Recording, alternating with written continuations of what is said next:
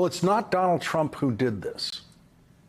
It's the 63 million people who voted for Donald Trump and put the power of Supreme Court nominations in Donald Trump's hands for 4 years. And it's the 62 million people who voted for George W. Bush, or who volunteered for his campaign, or who helped out in any way, which meant that they indirectly voted for Chief Justice Roberts and Justice Samuel Alito, who wrote the opinion overturning Roe versus Wade. And it's the 49 million people who voted for George H.W. Bush, who indirectly voted for Clarence Thomas to serve on the Supreme Court, where he waited for decades to vote to overturn Roe versus Wade. Now, many of those Republican voters did not mean for this to happen. Most voters had every right to suspect that Donald Trump's position on abortion as a presidential candidate was just political posturing. He wasn't the first. George H.W. Bush and the Bush family were supporters of Planned Parenthood until George H.W. Bush had to change his position in 1980 in order to become Ronald Reagan's vice presidential running mate. An act of ultimate cynicism in politics. No one working in American politics believed that George H.W. Bush from Connecticut was really opposed to abortion. It's simply what he had to say to get on the Republican ticket, which in that year was running on an anti-abortion platform that the candidates never emphasized, but made sure that anti-abortion voters knew about. It was the most cynical public act we had yet seen in presidential or vice presidential candidate. The first of President Bush's sons did not have to engage in a public reversal of his position. By the time he became a politician running for governor of Texas, George W. Bush fully aligned himself with the absolute anti-abortion politics of the Republican Party that had taken hold by that time in the 1990s. The next presidential campaigning Republican, forced by Republican politics, not by principle, to get in line with the party on abortion was Mitt Romney, who ran a losing Senate campaign in Massachusetts against Ted Kennedy, claiming to be to the left of Ted Kennedy on abortion and other issues.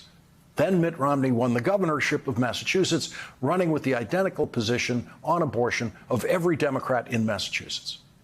Mitt Romney was completely pro-choice as the governor of Massachusetts, and then when he ran for president as a Republican in 2012, he completely flip-flopped and became as anti-abortion as any other Republican. So when Donald Trump says, as he did this week, that the Republican position on abortion is just politics, he means it. And he's not the first one. He's not the first one to think so cynically about Republican abortion politics. The last time Republican presidential candidates debated abortion was 24 years ago, when John McCain wanted to ban all abortions with exceptions for rape, incest, and life of the mother. And George W. Bush didn't appear to understand his own no exceptions position. George, do you believe in the exemption in abortion, case of abortion for rape, incest, and life of the mother? I do. Then, you know, it's interesting. You were talking about printed material that's mailed out. Here's one that says that George W. Bush supports the pro-life plank. Pro-life plank, yes. So, in other words, your position is that you believe there's an exemption for rape, incest, and life of the mother, but you want the platform that you're supposed to be leading to have no exemption. Yeah, but the platform, I will. The platform talks about, it doesn't talk about what specifically should be in the constitutional amendment. It doesn't have the exemptions in it, and you know that very well. Let me finish. The platform speaks about a constitutional amendment. It doesn't refer to how that constitutional amendment ought to be defined. It does not, John. You read the platform, it has no exceptions. John, I think we need to keep the platform the way it is. This is a pro-life party. Then you were contradictory. May I finish, please? May I finish, please? Right.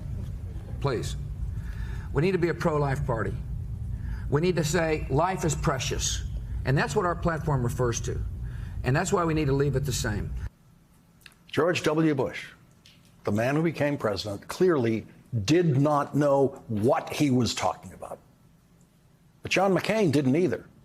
During that campaign, John McCain was asked by a reporter if he would tell his then 15-year-old daughter that she could not have an abortion if she became pregnant. John McCain said, no, I would discuss this issue with Cindy and Megan, and this would be a private decision that we would share within our family. Obviously, I would encourage her to know that that baby would be brought up in a loving family. The final decision would be made by Megan with our advice and counsel, and I think that's such a private matter. Yeah, it is a private matter. All responsible people agreed with that answer. But that was not actually John McCain's position as a candidate, and that meant that John McCain was in favor of banning abortion for everyone except his daughter. So John McCain was forced to go into Republican damage control, calling reporters saying, I misspoke. What I believe I was saying and intended to say is this is a family decision. The family decision will be made by the family, not by Megan alone.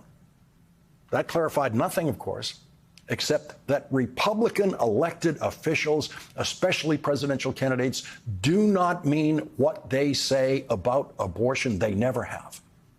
They have always been posturing, and none of them ever wanted to deal with the reality of their position on abortion, which we are now dealing with, and the people of Arizona are dealing with tonight, having been thrown back to 1864 to live by a law written by one man who no one elected to anything, back when Arizona was a territory, a half century away from becoming a state.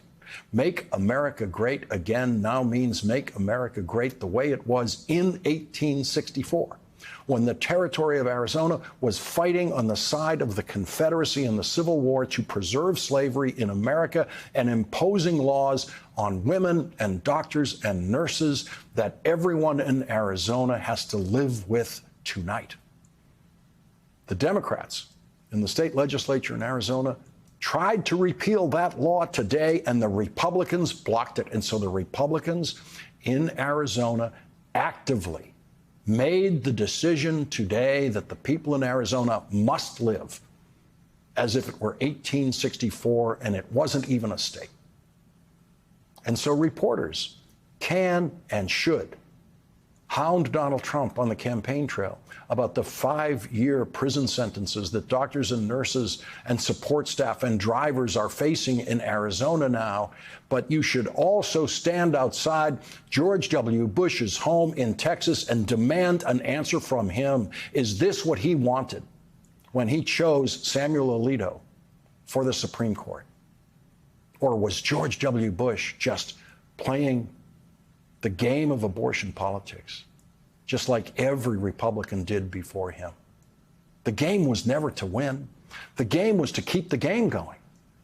If you were anti-abortion, you had to vote for Republicans as long as they kept the game going, because they were the only ones who were at least pretending they wanted to stop it.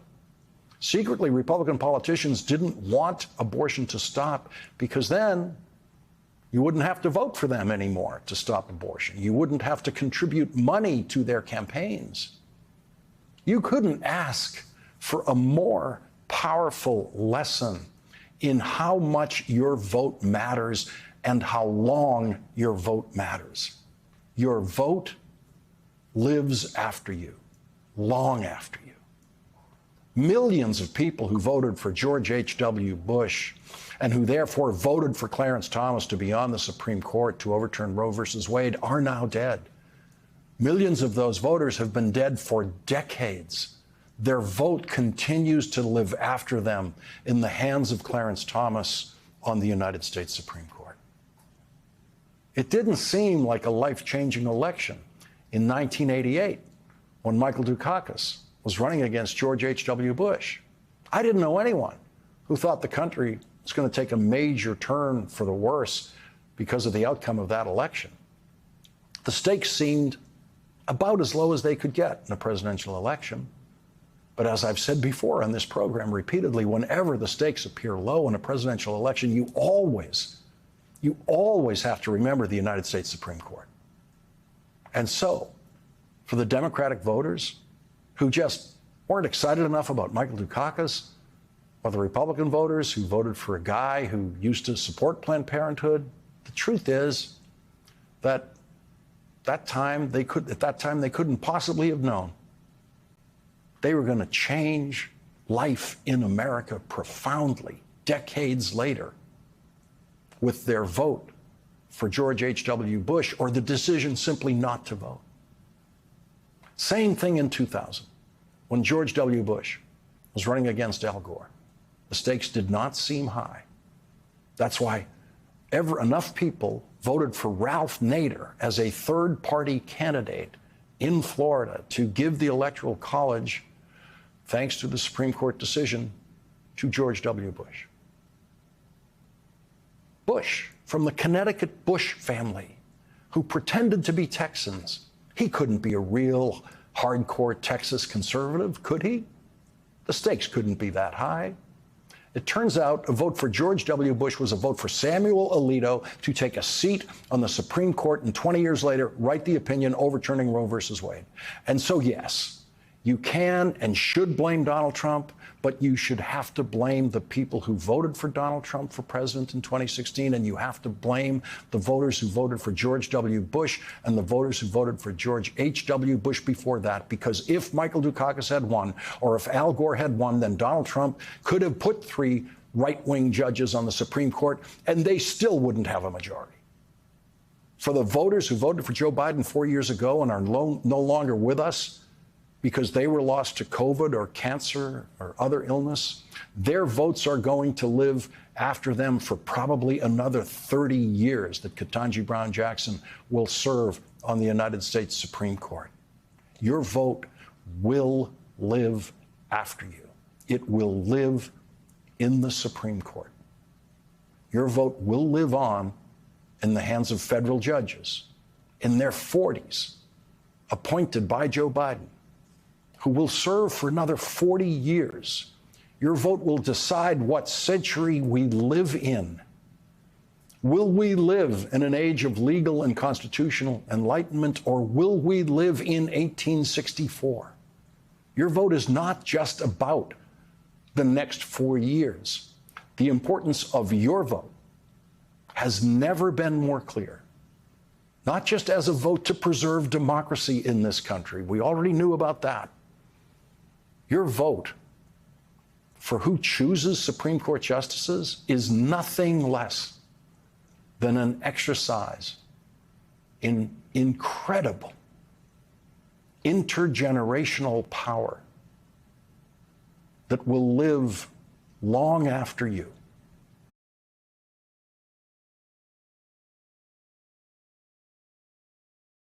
Hey everyone, MSNBC has a new and improved app. You'll get real-time alerts and analysis, live blogs, in-depth essays, video highlights, and the best 2024 election coverage. Download the new MSNBC app. Here's how to do it. You tap on the App Store on your phone. You hit search on the bottom right corner. You type in MSNBC. You click on the MSNBC app. You click on Get or the cloud icon and enjoy it.